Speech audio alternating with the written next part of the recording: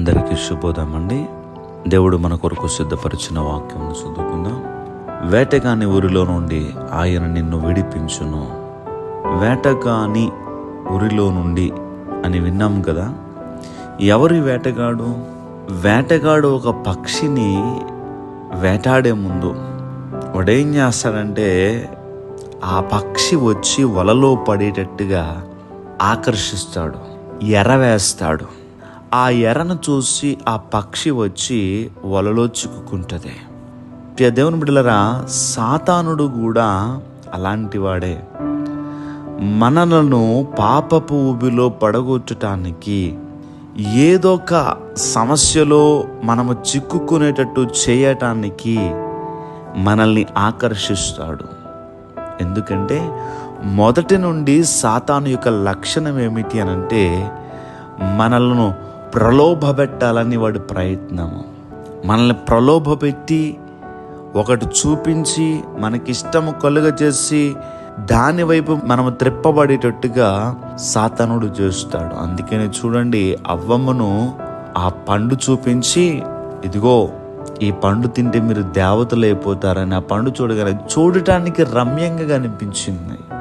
అప్పటిదాకా ఆ పండును గూర్చిన ఆలోచనే, నేను తినాలనేటువంటి తలంపే అవ్వమ్మకు లేదు.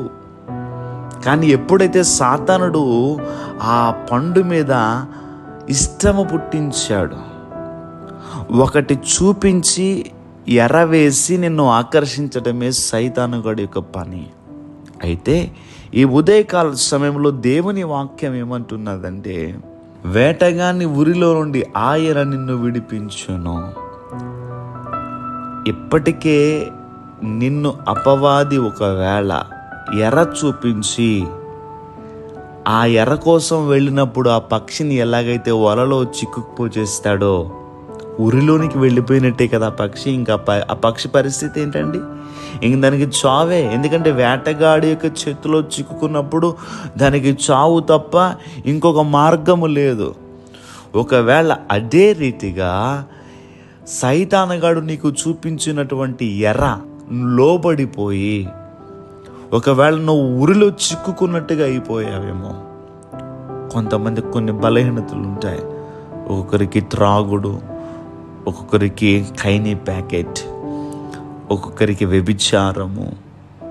ఈ మధ్యకాలంలో ప్రేమ అనేటువంటి పేరుతో ముసుగుతో అపవాది పెడద్రోవ పట్టించేటట్టుగా యవనస్తులను వాడు ప్రలోభ పెడుతూ ఉన్నాడు.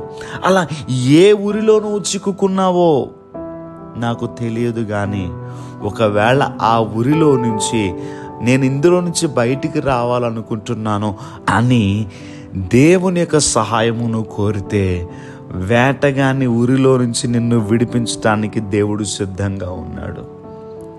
అది ఏదైనా కావచ్చు, ఒక అప్పు కావచ్చు, ఒక సమస్య కావచ్చు, ఒక శోధన కావచ్చు. ఏ ఊరిలో ఉన్నావో నీకు తెలియకుండా వెళ్ళి అందులో చిక్కుకుపోయావేమో.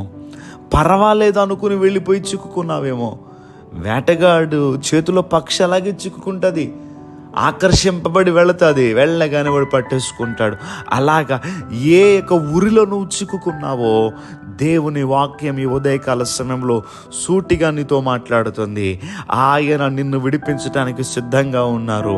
నీవు అడుగు, ప్రభువా ఈ ఊరిలో నేను ఉన్నాను, ఈ శోధనలో నేను ఉన్నాను, సాతాను చేతిలో చిక్కబడ్డాను, పాపము చేతిలో చిక్కబడ్డాను, నన్ను విడిపించండి అయ్యా అని నువ్వు అడిగితే, నిన్ను విడిపించటానికి ఊరిలోనికి వెళ్ళిపోయినా ఒక పక్షి ఆ వేటగాని యొక్క చేతిలో నుంచి విడిపింపబడలేదేమో, కానీ సాతానుడు అనేటువంటి వేటగాని యొక్క చేతుల్లో నుంచి ఆ ఊరిలో నుంచి విడిపించటానికి ఉదయకాల సమయంలో నీ ప్రభువు సిద్ధంగా ఉన్నారు.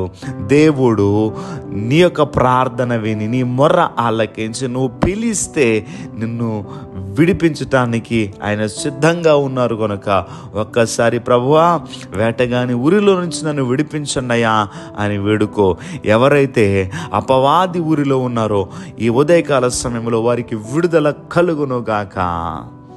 దయచేసి ప్రార్థన చేసుకుందాం. సర్వాధికారి అయిన దేవా, మీకు వందనములు. ఈరోజు నీ బిడ్డలు వారి పనులు ప్రారంభిస్తూ ఉంటుండగా నీ బిడ్డలకు తోడుగా ఉండండి. ఇప్పుడు మీరు మాతో మాట్లాడిన రీతిగా ఈ ప్రార్థనలో ఏకీభవించిన వారు వారికి తెలియకుండానే ఒకవేళ అపవాది చేతిలో ఆ వేటగాని యొక్క ఊరిలో చిక్కుకున్నట్లయితే యేసుక్రీస్తు వారి యొక్క నామం పేరట నీ బిడ్డలకు అపవాది నుండి విడుదల కలుగును గాక.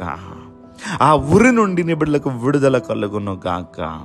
రోజంతా నీ బిడ్డలు సంతోషంగా ఉండేలాగున మీ సన్నిధి తోడు దయచేయమని యేసుక్రీస్తు వారి యొక్క నామం పేరట అడిగి వేడుకుంటూ ఉన్నాం మా పరమ తండ్రి. Amen, amen, amen.